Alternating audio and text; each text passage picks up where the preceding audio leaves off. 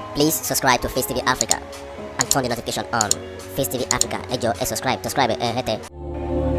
Face TV Muswobi.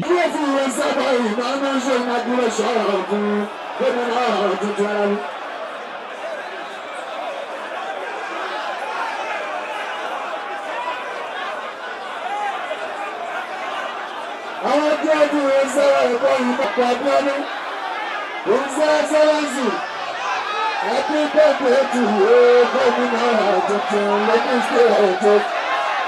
Ìjọba tuntun ti dé. Ìjọba tuntun ti dé. Ìjọba ìrọ̀rùn wọn sábà ìlú Ogun State. Ìlérí olùrùwẹ̀ ó padà ṣe pàṣẹ ààbò.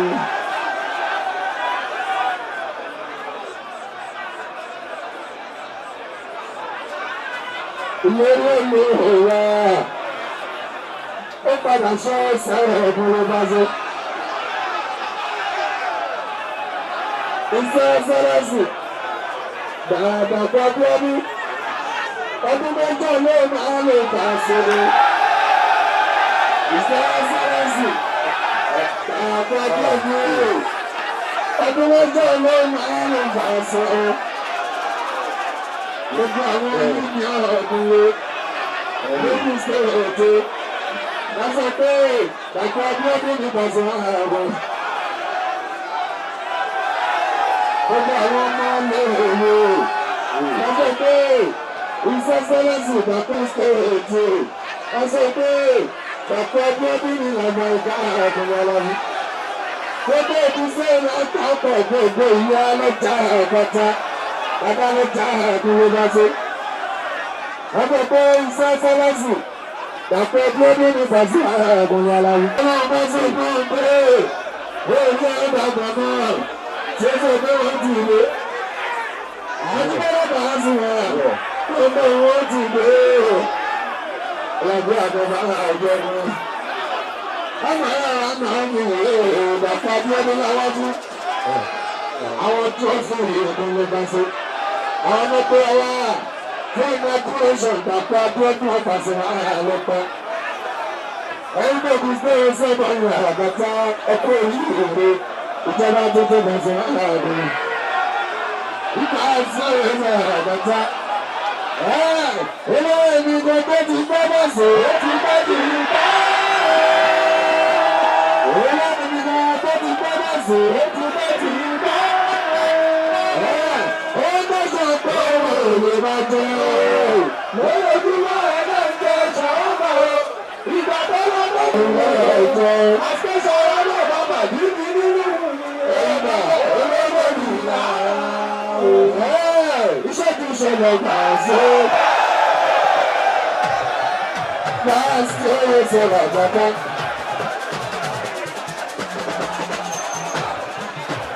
Wọ́n lọ́wọ́ mo tó ń parí. Ìjọba tó bá ní ojú àwọn pé bàtà tó fún mi yẹn sọ́lọ́sì tó ní máa ń rọ̀ tuntun bá tó. Lẹ́yìn tó yẹ sẹ́nà àwọn pé àtúnṣe fẹ́rẹ̀ pé ó ń bá ẹ̀yìn bàtà ṣe fẹ́rẹ̀ pé wá ṣe ẹ̀yìn bàtà ṣe fẹ́rẹ̀ pé wá ṣe.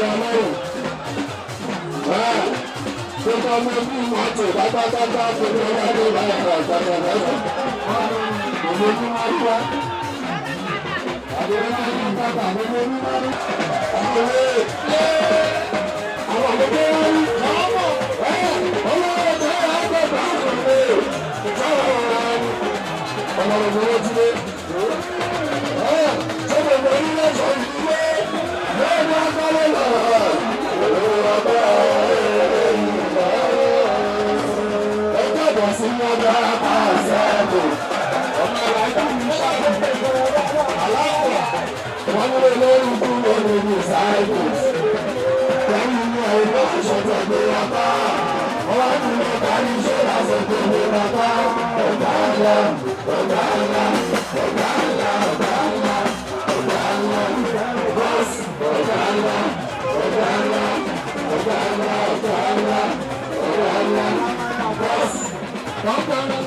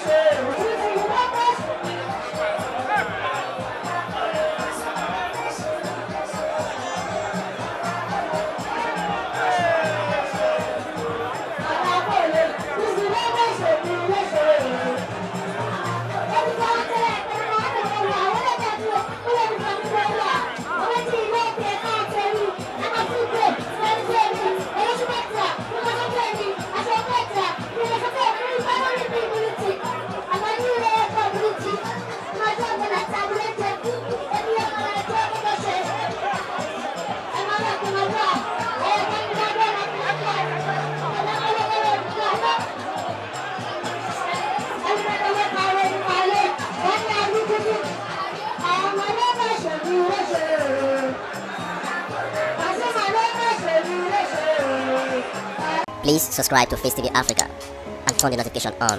Face TV Africa, ẹ jọ̀ọ́ ẹ subscribe, hete. Face TV was Swoby.